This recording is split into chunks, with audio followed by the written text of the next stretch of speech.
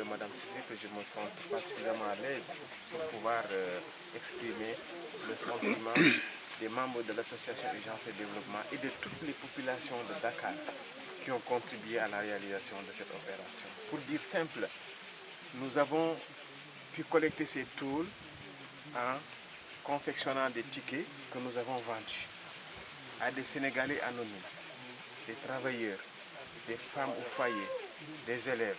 Pour ne donner qu'un exemple, il y a une école qu'on appelle l'institution Notre-Dame à Dakar, l'institution Notre-Dame, dont les élèves ont organisé leur collecte de carême et ont accepté de prendre une partie de ces ressources-là pour nous aider dans cette opération. Nous avons des travailleurs du PAM, nous avons des travailleurs de la Banque mondiale qui ont accepté d'acheter les tickets. Je pourrais vous montrer plus tard les tickets qu'on a confectionnés. Et c'est avec ces ressources qu'on a pu acheter ces tools-là. Pour dire simplement que ces tools-là, sont pour l'essentiel le fruit de Sénégalais lambda anonymes à Dakar qui ont pensé être solidaires à la Casamance. Et c'est le sens qu'il faut trouver dans ces tools-là. Ce n'est pas des gens riches, forcément, qui ont aidé à avoir ces tools-là. C'est des gens qui ont des difficultés, mais qui ont accepté de contribuer à cette démarche de solidarité. Pour dire que nous remercions, il semblait nous remercier, mais nous qui les remercions, et je vous dis à Dakar, il y a des gens qui nous remercient, nous, Aïdé, de les amener à contribuer à une action de solidarité. Ils sont nombreux à nous dire, mais merci de nous aider à aider des gens.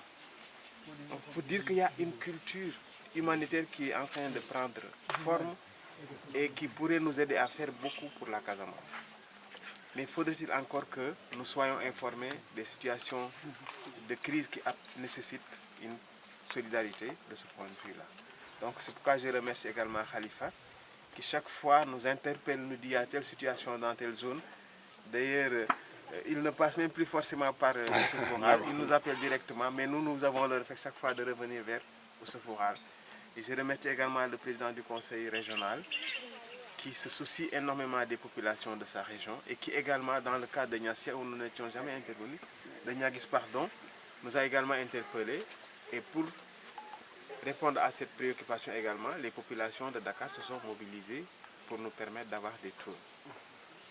Donc, je suis un peu partagé entre la joie et l'émotion. La joie de venir aider quelqu'un, mais l'émotion de trouver quelqu'un qui a besoin d'aide et qui n'a pas toute l'aide nécessaire. Donc, vous comprenez un peu cette ambiguïté qui m'habite.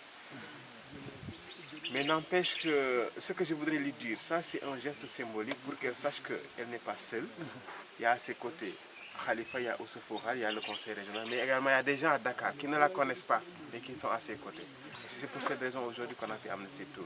Et que nous resterons à ses côtés chaque fois que de besoin pour pouvoir apporter notre contribution à ce combat qu'elle mène et qui est un combat digne d'être mené. Et je dis souvent aux gens, mais vous ne pouvez pas savoir la dignité dont font preuve les Casamancés.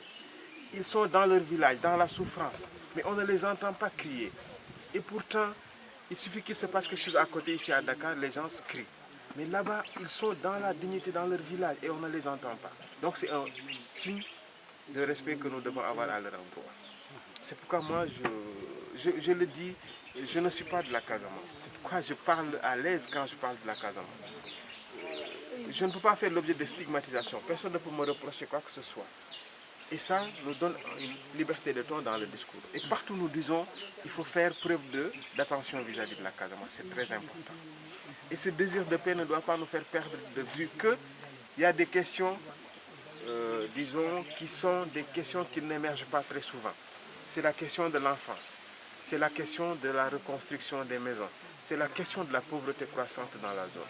Il ne faut pas que le désir de paix nous fasse perdre de vue qu'il y a ces enjeux aussi qu'il faut prendre en compte. Et que vous, les hommes de médias, vous, les femmes de médias, que vous ne fassiez pas que ces questions-là soient des questions ignorées.